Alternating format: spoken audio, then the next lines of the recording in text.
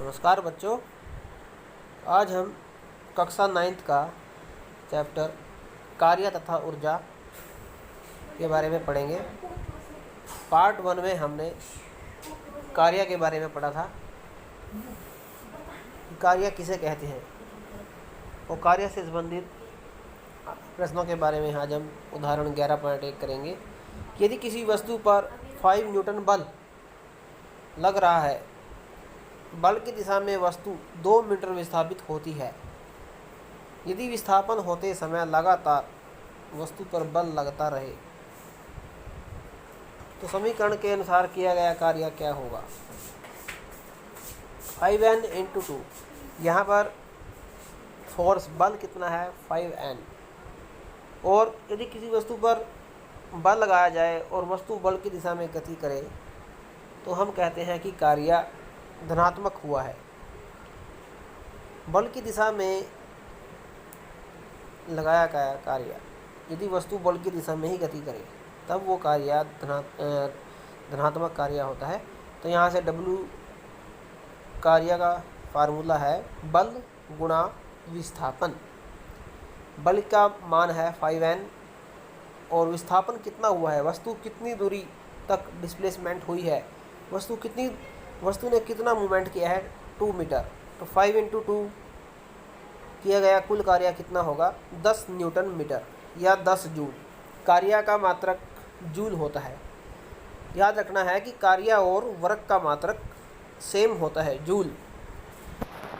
इसी प्रकार से हमने प्रश्न 11.3 चित्र के अकॉर्डिंग जो प्रश्न दिया गया है वो आपने स्वयं इसको सॉल्व करना है। इसके बाद 11.2 उदाहरण, यदि एक कुली 15 किलोग्राम का बोझ धरती से 1.5 मीटर ऊपर उठाकर अपने सिर पर रखता है, उसके द्वारा बोझे पर किए गए कार्य का परिकलन कीजिए। किया गया कार्य ज्ञात करना है। अब व्यक्ति 15 किलोग्राम को धरती से उठाता है, यानी कि हाइट कितने डिस्टेंस पे 1.5 मीटर के डिस्टेंस पे। यहाँ पे m बोझ का द्रव्यमान है 15 किलोग्राम। द्रव्यमान को हम mg से दिखाते हैं, mg। m यहाँ पे मास 15 किलोग्राम है और उसको g से मल्टीप्लाई करेंगे। g का मतलब होता है ग्रेविटी। ये ग्रेविटी का मान पृथ्वी के ऊपर हम जो कांस्टेंट लेते हैं 10 मीटर पर सेकंड स्क्वायर इंटू s कितना है, विस्थापन कितना है, जितनी दूरी तक जितनी हाइट पे हमने उसको उठाया है वो वहाँ पे उसका विस्थापन है। तो वहाँ पे उसकी वैल्यू पुट कर देंगे s की 1.5 को हम यदि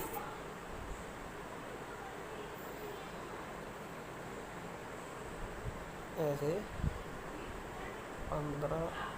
15 मल्टीप्लाई 10 मल्टीप्लाई 1.5 का पॉइंट हटाएंगे, नीचे 10 आएगा। 10 से 10 कैंसिल हो जाएगा। 15 को 15 से मल्टीप्लाई करके 225 आंसर आएगा जूल। 225 जूल कुली द्वारा बोझा पर किया गया कार्य 225 जूल है। इस तरीके से हम इसमें न्यूमेरिकल करेंगे। साइंस में न्यूमेरिकल बहुत अधिक आते हैं बच्चे। इसके बाद हमने इन प्रश्नों के आंसर को भी निकालना है कि हम कब कहते हैं कि कोई कार्य हुआ है। दूसरा प्रश्न, जब किसी वस्तु पर लगने वाले बल इसके विस्थापन की दिशा में हो तो किया गया कार्य का व्यंजक लिखिए। 1 जूल कार्य की परिभाषा दीजिए। प्रश्न नंबर 4, बैलों की एक जोड़ी खेत जोतते समय किसी हल पर 140 न्यूटन बल लगाती है और खेत 15 मीटर लंबा है। खेत की लंबाई को जोतने में कितना कार्य किया गया है। इस प्रकार से इन चारों प्रश्नों के आंसर हमने फिर नोटबुक में लिखने हैं। 4 नंबर न्यूमेरिकल, अभी जो हमने न्यूमेरिकल ऊपर किया है न्यूमेरिकल नंबर 1 की तरह ही होगा। नेक्स्ट जो टॉपिक आता है ऊर्जा। ऊर्जा किसे कहते हैं? कार्य करने की क्षमता को ऊर्जा कहते हैं।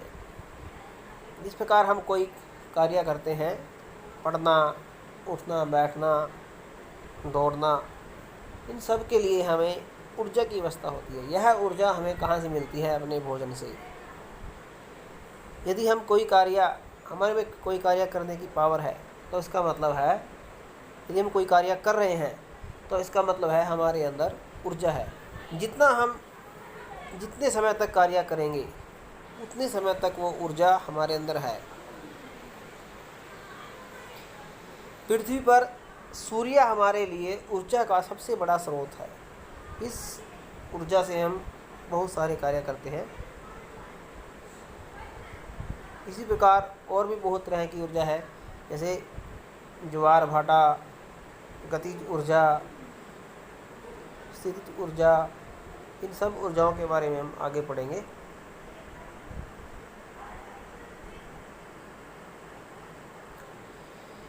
किसी वस्तु में उसकी निहित ऊर्जा को उसकी कार्य करने की क्षमता के रूप में मापा जाता है। ऊर्जा का मात्रक वही होता है जो कार्य का है।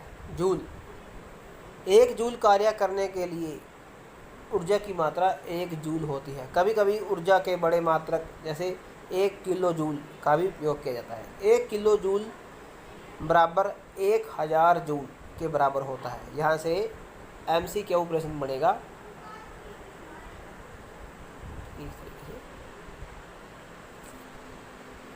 ऊर्जा के रूप,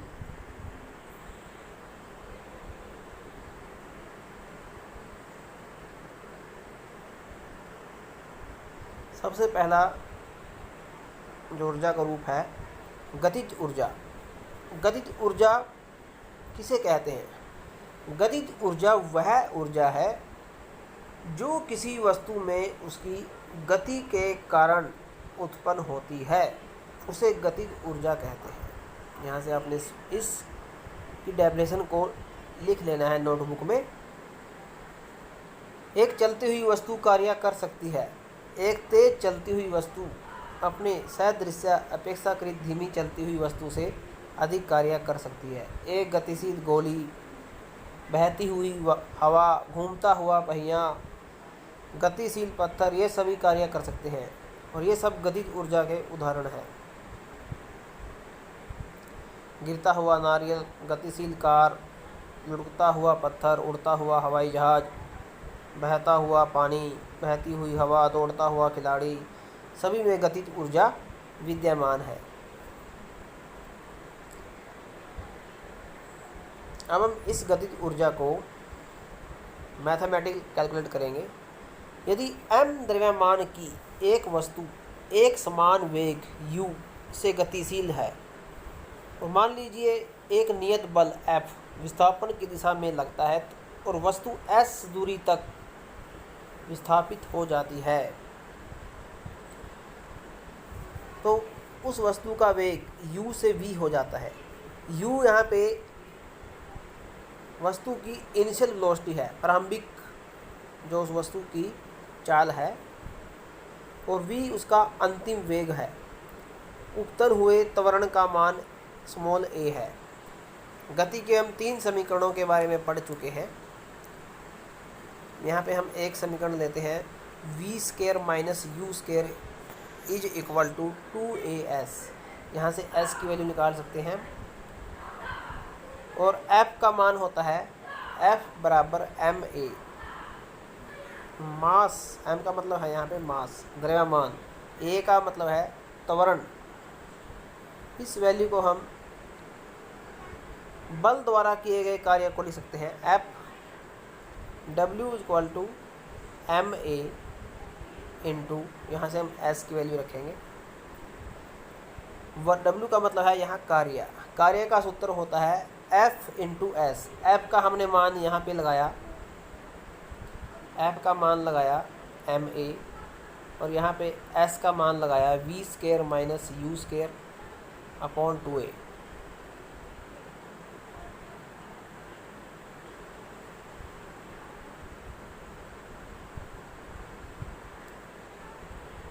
इस तरीके से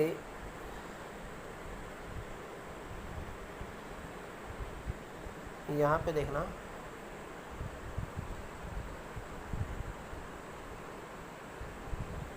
यहाँ पे हम देखते हैं कि ए से ए कैंसिल हो जाएगा और नेक्स्ट जो इक्वेशन होगी M P square minus U square.